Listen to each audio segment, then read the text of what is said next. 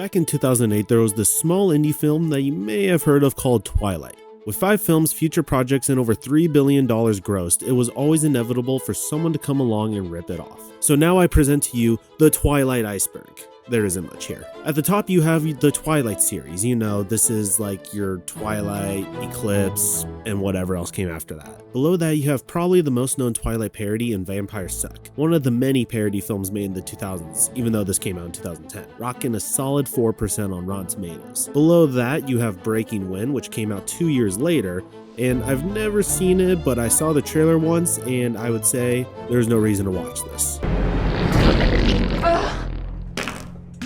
But there is one more. This actually came back in 2009 before those two ever came out. However, it was so bad that it should have never seen the light of day. In fact, it is all the way at the bottom of the iceberg, near the core of the earth. But like John Hammond, I'm bringing something back that should have stayed extinct. I'm talking about Taintlight. That is the name. Taintlight. While Vampire Suck and Breaking Wind had at some level a budget, well, at least Vampire Suck had a budget. It had $20 million for a budget, by the way. Here are some other films that were actually made for less than it took to make Vampire Suck. But let me tell you, as bad as Vampire Sucks is, we're not talking about that. We are talking about Taintlight. And oh, Taintlight is... It's much worse. I thought after I did Sharks of the Corn last time that I wouldn't find another film that I would think is worse than that for some time, probably a few months, maybe even a few years. It took one video to find something I thought was much worse. Granted, this past week I did go watch Madam Web, that was pretty bad too, but thankfully this film is only 1 hour long, so it's actually a pretty quick process. There's different ways to torture people. You can do it slowly and it's more painful that way, or it can be quick and painless. This was quick, but it was not painless. And I will warn you, if you decide to go watch this film, the amount of times they say finger within the first 20 minutes of the film is too much. In fact, here's every time they say finger in the film. You're the first boy to finger me. Don't go fingering my little girl. Imaginary finger bang. This finger bang's real, all right. Finger bang! Famous finger bang at 5. And who haven't been finger banged. Anyways, without further ado, here is Taintlight.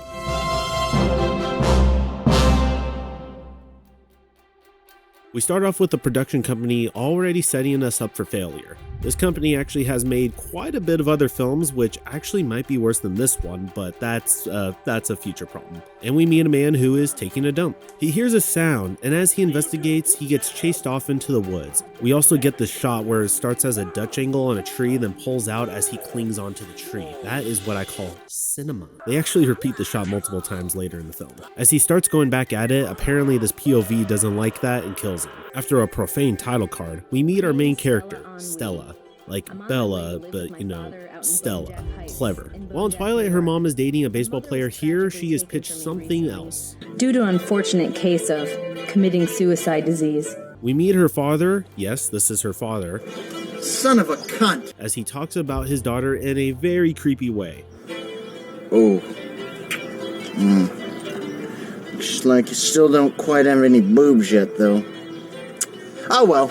It'll make it all the easier to ward off all the horny skis dicks that just want to TF you and shoot the protein blast on you. So the dad's whole thing in this is like he's just sexually interested in his daughter. Like he hugs her for a very long time. In fact, like 5% of this movie's runtime is him hugging her. It gets very uncomfortable.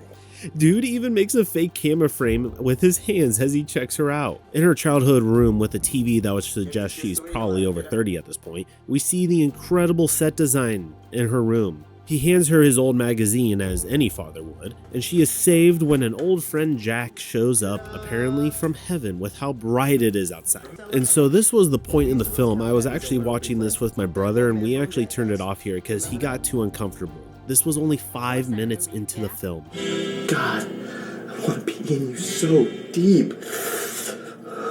Hey, are you coming? Almost. Stop. We meet 2 clearly high school-aged people, Jesse Nipplewax and T-Bone McCloud. So that's when I learned, you don't need a condom if you have a Ziploc bag and a rubber band. Stop. Later on, T-Bone takes photos of Stella for the school newspaper, because apparently Stella and Jack's former interaction is known by everybody in the school. I mean, everybody.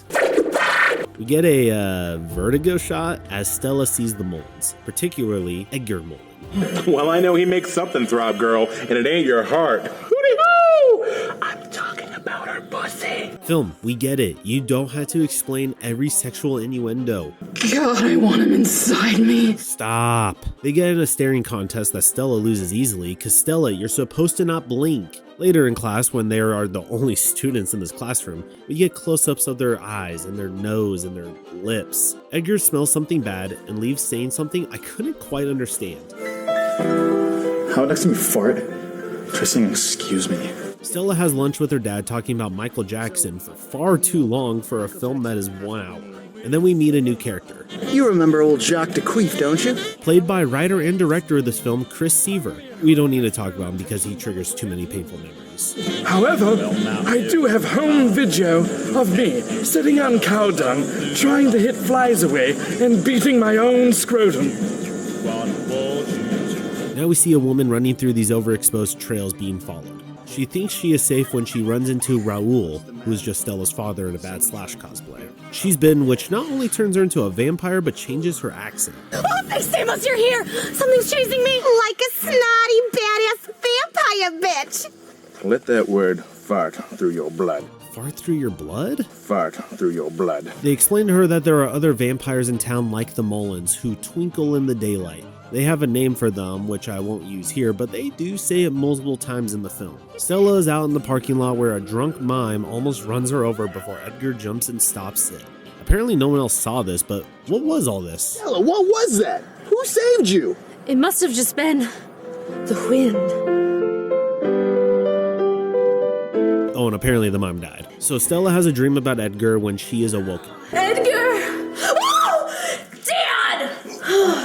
Oh, Stella. Stella tells Edgar how it was weird he was able to push that normal-sized human out of the way, but Edgar doesn't care. The other Mullins come to get Edgar, and I can't tell you exactly which characters they are supposed to be making fun of. I know they're the Mullins or the Collins, you know. There was like 5 of them, though. I can't remember any of them. I get it that they are all family of Edgar, but this dude looks like he should be in Tin and Tina. Edgar breaks into Stella's house and convinces her to go with him with some very persuasive dialogue.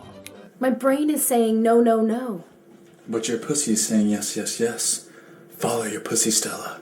Come with me. With some high-end special effects, they end up in the woods, where the color grade goes very blue, well, for most shots. Edgar says he is a vampire, but Stella doesn't believe him, so to convince her, he beats her up. They explain a lot about vampires and stuff and how sunlight affects them. For Edgar, it does something else. Are you getting a boner? He decides this relationship is going really well and invites her over to meet his family. Outside a building, Stella is approached by the other vampires, and we get this. Hey! Is that Chris Angel?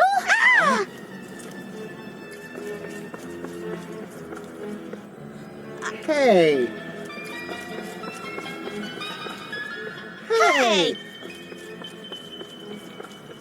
Hey! Well, we just hoodwinked. Get to me! Stop. Before they can violate her, a werewolf shows up, and Michael Jackson's through them. I kid you not, it's a Michael Jackson werewolf, which turns out to be Jack. Timon! Stella tells Edgar about it, and he really doesn't care. That's kind of what Edgar does. He doesn't care. So they decide to go play frisbee golf at some inside arena. But why this and not baseball? Y'all get boners. Bubbles flying everywhere. Can't have that. Jack shows up for no reason, and those other vampires show up as well. So the Mullins just run away, leaving them to beat up Jack. For some reason, Edgar cares now and goes back to help. They fight for quite a bit, until Edgar pulls a Kill Bill on Raoul. Razor, the Steve-O looking dude, starts to talk like an Illumination exec. Do you have any idea how expensive minions are these days? Edgar finishes him off when he drop kicks the frisbee into Razor. Edgar asks Stella to prom, and they leave not realizing they left the door open for a sequel. They confess their love for each other before her dad steps in and, okay, yeah, this is over. Turn this off.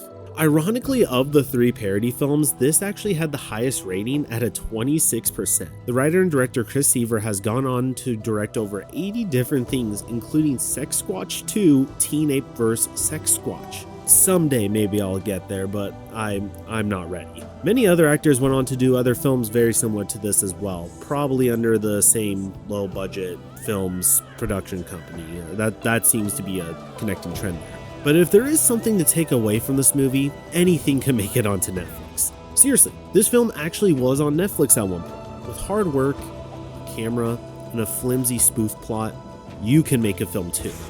And you know what? That's good enough.